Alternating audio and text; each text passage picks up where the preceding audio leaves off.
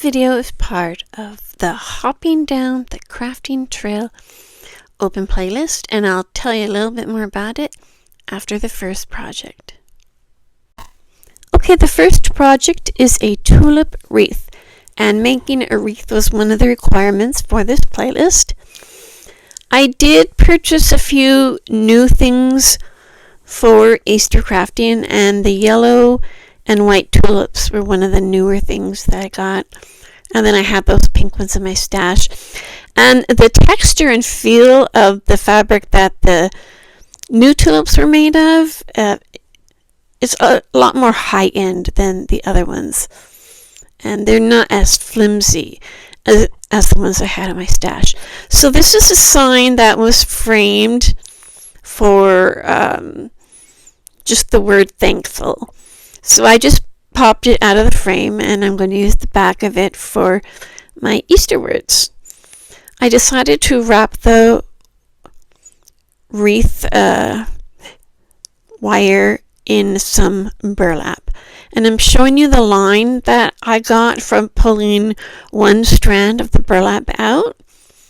And it acts as a guide for your scissors. And I did that 3 times. And created my own ribbon to wrap the wreath form. I decided I didn't want it fully wrapped because I did want to be able to poke some of the stems through. And there's the sign. So I'm going to drill a hole in the top corners of the sign. And I'll put some twine through that and make it so it hangs more or less in the middle of the wreath. And you see how easy that is. That's just a little drill that I got off eBay. Now I did these words and cut them out on my Cricut Joy. I did Happy Easter, pretty simple, but I did the happy part vertically instead of horizontally, just to make it more interesting. I had a little bit of trouble with the letters in the word happy. Some of them didn't want to stay put, so I just set them to the side of the sign, got down what I had, and then came back and did the letters one by one.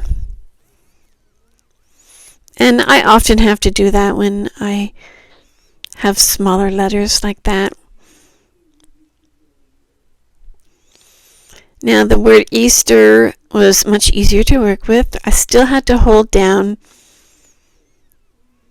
the letters as I pulled off the transfer tape.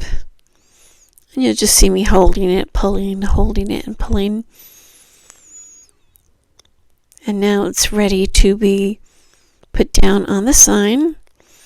So I rub just where the letters are. You don't want to rub in the void, like in the blank spots. This just makes it easier.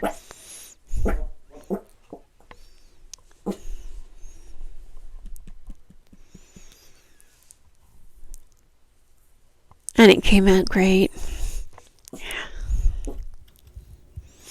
So I decided to make a little more vintagey feeling, and I just used some brown chalk paint on the edges and did a couple of strokes through the middle. This is what it looks like after I took apart that bow and the boxwood. And I'm just going to do some dry fit here. Decide what I like. And I did a lot of dry fitting, and I actually had the wreath done, or so I thought, and when I looked at it, I didn't like it at all. I originally tried to do the tulips coming up both sides, and the pattern wasn't working, so I took it all apart and redid it. And this will take you a while. It took me more than half an hour till I got the flowers the way I like them. I'm using some floral wire here, just like you would use a chenille stem or pipe cleaner. And I also used some hot glue, and I also just twisted some of the stems onto the wreath form. So whatever works for you. And I'll show you how it finally turned out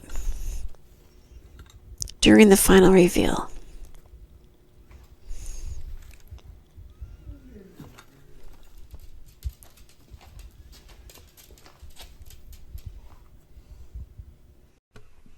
Jumping in with a little bit more information about the playlist, it happens every month on the third Friday at 1 p.m. Kate from So Kate is our host, and this month her co-host is Donna from Donna's Creations and More. Their channel links as well as a link to the playlist will be in my description box below. So sit back, relax, and enjoy the rest of the video. For project number 2, I'm creating a faux Easter garland using those poster letters and a reverse stencil process. I found these really cute signs at Dollar Tree that had like the little garland on top. They had carrots, eggs, and bunny rabbits. So here's the poster letters that I'm going to use, and I'm going to place them down in a shape that mimics what a garland would look like. Then I'm going to add some baking soda to my Rust-Oleum Linen White chalk paint. I find that chalk paint is a little more runny than the Waverly, so I add baking soda and I dab it on instead of painting. And if you're doing this process, you want to dab over the letters first. That's going to help them stay on better. So do over your letters first and then spread out. And I tried to get as close to the frame as possible, and then came in with a small paintbrush to get it to the edges.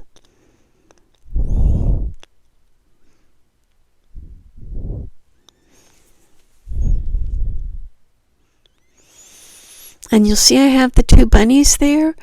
Those are going to be in the top corners to create a beginning and end to the garland.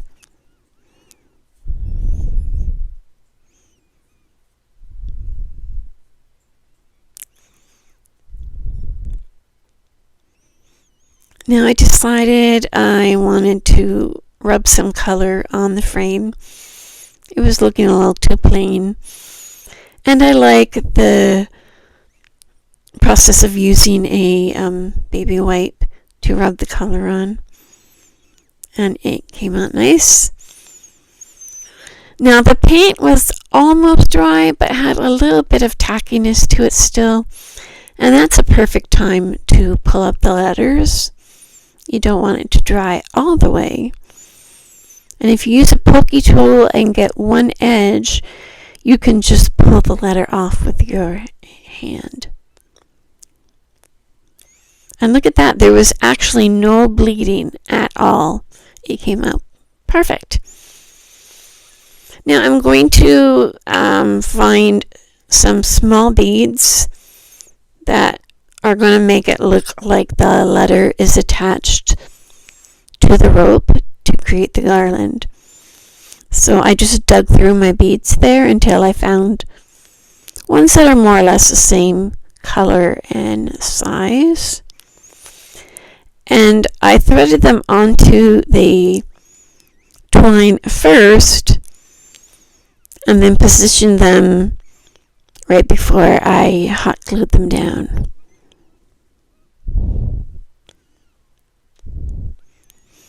Then the bunny rabbits I actually did on the frame just to give the Easter word more room there.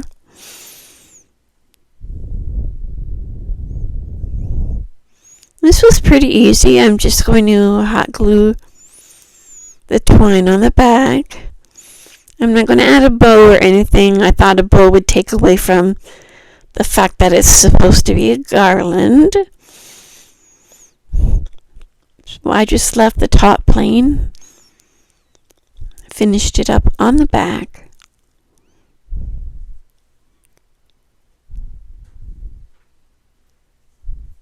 I'm not sure why I am showing you all this, but here we go.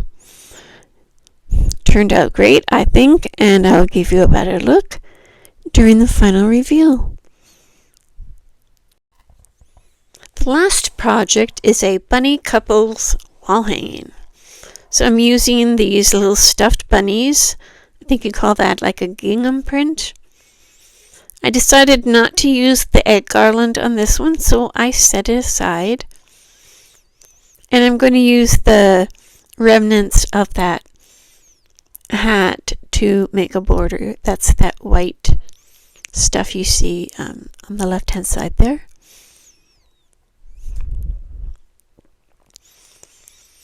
So I'm just going to paint kind of a rough coat with my Rust-Oleum linen white chalk paint. And I've been really liking these brushes, the larger brushes. I think Dollar Tree does have them, but like in the automotive area, not in the craft area. And I also got some brushes from the Habitat for Humanity store. It often comes in like a package with a larger brush and then a smaller brush.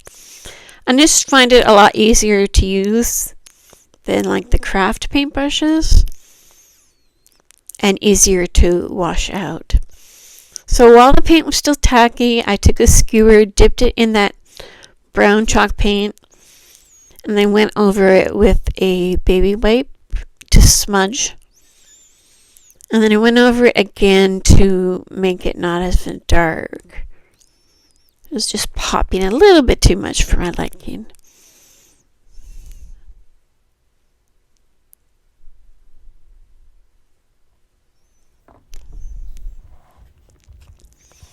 Then using that same brown chalk paint, I distressed the edges of the bunnies using a baby wipe again.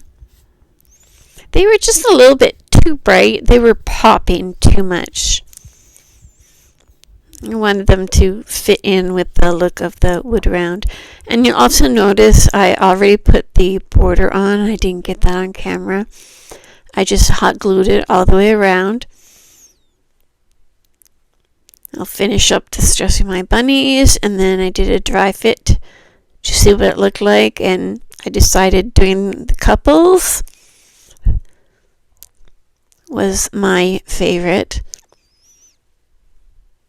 I used Elmer's wood glue on the bottom of the bunny, and then some regular hot glue on the head and the ears. I like to use 2 different kinds of glue, just for added security. And I use the wood glue because I'm gluing it onto the wood round. And then the hot glue gives it like a hold that will keep the bunny in place while the wood glue sets.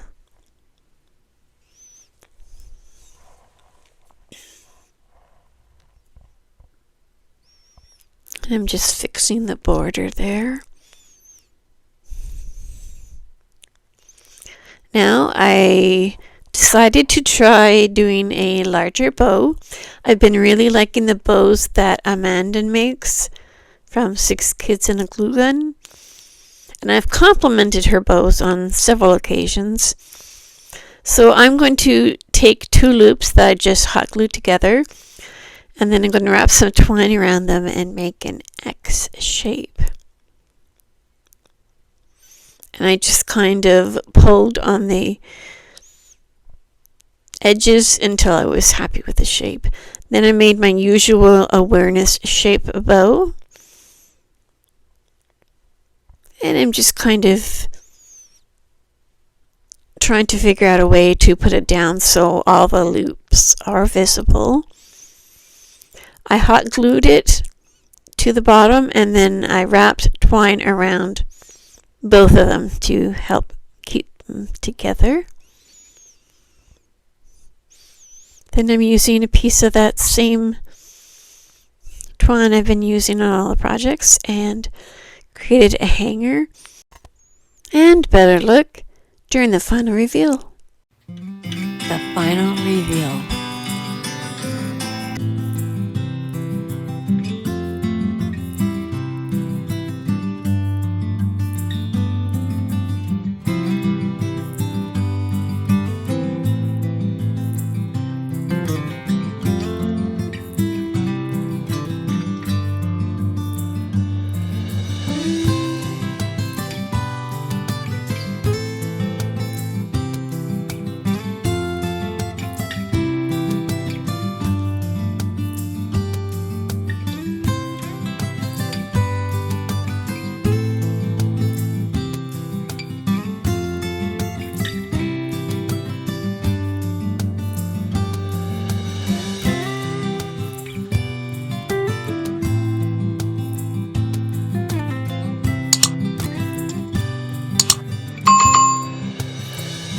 forget to subscribe and give me a big thumbs up. See you soon!